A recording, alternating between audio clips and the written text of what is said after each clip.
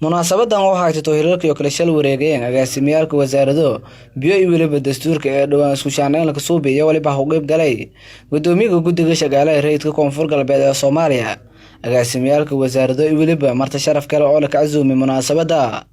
qaar ku mid ah agaasimiyalka wasaarado oo ku hadleen munaasabada iyo waliba amaanana walqabadka lamada agaasimo oo shalay agaasimihii hore ee wasaaradda dastuurka Jilani Abdullahi Haji oo hatalan bedelay agaasimada wasaaradda tamarta iyo kheyraadka biyo dowlad goboleedka koonfur galbeed ee Soomaaliya iyo waliba Abdullahi Aadan Isaaq agaasimada hore ee wasaaradda tamarta iyo kheyraadka biyo oo hatusin la bedelay wasaaradda dastuurka dowlad goboleedka koonfur galbeed ee Soomaaliya lamada agaasimo oo Xilalka la shal wareegeen ayaan ka horeyntii ku hadleen munaasabada marka policy waliin kulli insha Allah kulli diyaar way kulli hadba ku wareejidon taasaas ugu mid kale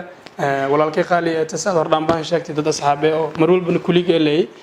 same title la wada hayo isku shaqo leeyahay isku cudurka leeyahay isku farxad leeyahay insha Allah way badleeyeen reeyo ku meeraanaha jismishal dheerada dhimre laakiin laabshal dheerada daran insha Allah may balan qaaday intii si alla si in ku badan intaan kin la shaqay walaal wali wasaaradda intaan roogi qorshiga ka jireen la balan garay wali la sameey wali hadda oo macna oo socdaan oo sida insha Allah hordaan ba hadda working sameey ana wajah xafiiskan koone bolaki wareejiyo already saad ogsanta waa erakori madi helka wareejine walaan adalay qabsay intaas ma sameey macna kalsoonidii aniga iska qaadna dartiya taasayti soo hadal badan una lahayna laakiin doorkuna leena oo ku dheelana ma hayta intii anisa waa information ki wali documentation ki isku wareejisana sideen email ka shal saxeena kulay almost asraja intii hadda la in ka dhawaay kelmadda insi ma si ka dhawaay walaalkay oo Xilalka aadasiina in badan aan ka wada shaqeynay markii wasaaradaha kale aan joognay kulay markii horna zaa'ida isku dhaweyn mar aan ka shaqeynay dekadaha asagana wuxuu joogay petrolka waa iska soo horjeednay waa is wareysan jirnay dad waxaan ahayn aad iyo aad isku dhow oo zaa'id isku xog wareysta mar walba talo isiyo marka sharaf weyn ay tahay maanta inaan ku wareejiyo ninka saaxiibkay xilka wasaaradda arrimaha dastuurka mudan agaasime dastuur in laga shaqeeyo ma sahlana sababtoo ah wuxuu dhaxeeyaa dadka dhan dastuurka wuxuu saameyn ku leeyahay amniga dhaqaalaha waxbarashada caafimaadka cadaaladda doorashooyinka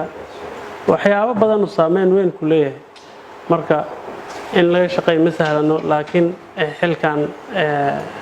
lagu dhiibay waxaan rajaynayaa inaad soo bixi doonto aad u qalanto khibradeedan leedahay waxaan diyaar u ahay inaan ku garab taagnaado ilaa si rasmi oo la wareegayso wasaaradda adana waxaa ka codsanaya inaad ila shaqaysid ilaa wasaaradda kala qabsanayo waxaan rabaa inaan halkan kaaga cadeeyo wasaaradda waxaa joogo shaqaale 14 qofood ah oo dhega nugul aad iyo aad kula shaqeyn doono waxay leedahay laba xafiis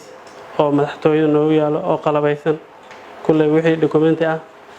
waan kala wareegayna wasaaradda waxay leedahay 12 policy oo u yaalo ayada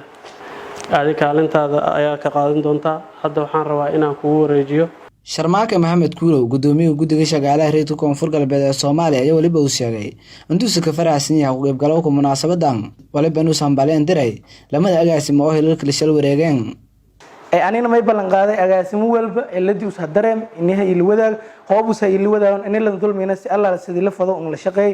may leeyahay wal Allah wali oo waajibaadka shaqadana ee bana saaran inuu nool ku qaban iyada ma sintin mar lamaad mar saddexaad meenaasha ma isku hadal badanna dana gaar ah oo wadana ma noohayna